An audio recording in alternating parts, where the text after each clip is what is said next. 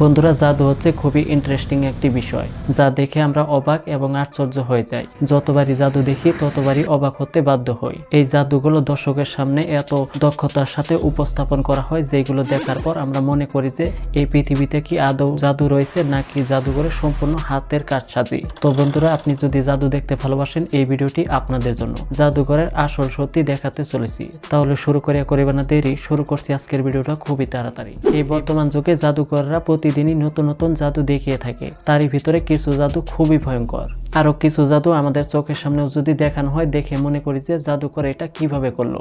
Simon পাইরক জার্মানির খুবই একটি বড় জাদুকর।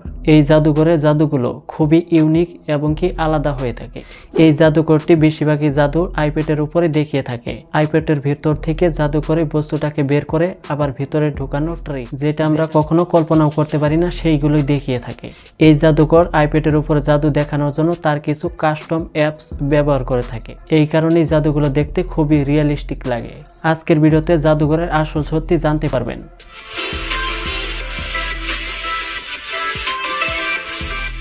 সর্বপ্রথমে এই জাদুঘরটি তার আইপ্যাডের ভিতরে থাকা টেনিস বলকে দর্শককে দেখতে দেয়। তার কিছুক্ষণ পর সেই বলটি লাহে করে জুম করার পর সেখান থেকে আসল বল বের করে নিয়ে আসে। এই জাদুঘর এটা কিভাবে করলো? সেই বলটি কিন্তু সত্যিকারের টেনিস বলই ছিল। এই জাদুঘরটি তার জাদু দেখানোর জন্য সর্বপ্রথমে তার আইপ্যাডের ভিতরে থাকা কাস্টম অ্যাপসটি ব্যবহার করে।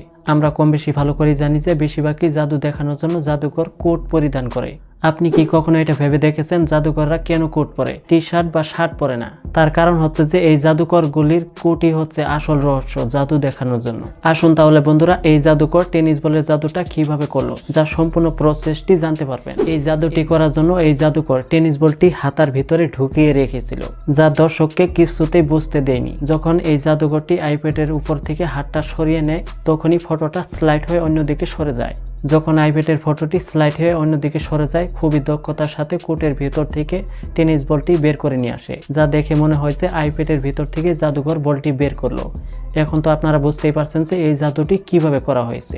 এই জাদুটি এত দ্রুতভাবে করেছে যে দর্শক দেখে বুঝতেই পারেনি। সেই গায়েব করা বলটি আবার সেখানে নিয়ে আসে, তার আসল বলটি আবার কোটের ভিতরে ভরিয়েও ফেলে। এই জাদুটি আগেরটির মতোই কিন্তু একটু আলাদা। সেই ট্যাপটি চালু করা মাত্রই পানীয় জাতীয় বস্তু পড়তে শুরু করে।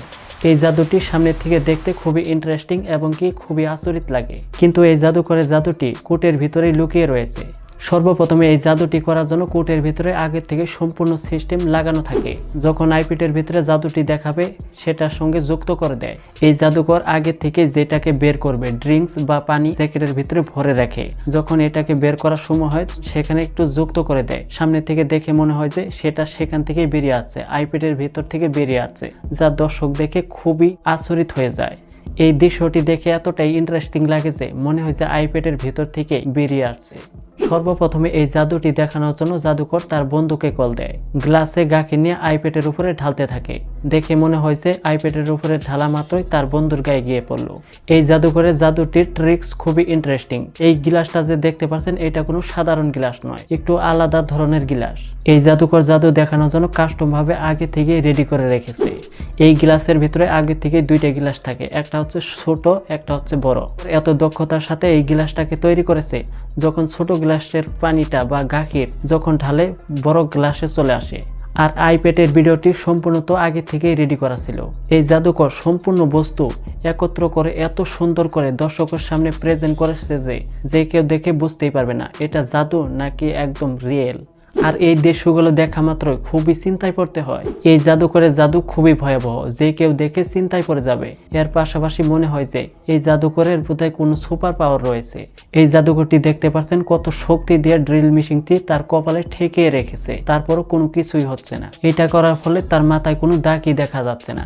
এই দৃশ্যটি দেখে মনে হচ্ছে যে তার শরীর সম্পূর্ণ স্টিলের তৈরি, এর জন্য কোনো কিছু হচ্ছে না। এই জাদুটি করতে হলে খুবই দক্ষতার সাথে এবং কি খুবই রিস্ক নিয়ে করতে হয়, একটু ভুল হলেই কেল্লা ফতে। এই জাদুকরের জাদু দেখানোর জন্য আসল রহস্য হচ্ছে যে এই ড্রিল মেশিনের ড্রিল বিট। এই ড্রিল বিট কোনো সাধারণ ড্রিল বিটের মতো নয়। এই ড্রিল বিটটাকে জাদু দেখানোর জন্য একটু আলাদাভাবে ডিজাইন করা হয়েছে এবং কি এই ড্রিল বিটের মাথা অন্যান্য ড্রিল বিটের মতো ধারালো হয় না, এটার মাথা পুরোপুরি সমান হয়। এই ড্রিল বিটগুলি পুরোপুরি সমান হওয়ার জন্য জাদুঘরের মাথায় কোনো আঘাত হানে না।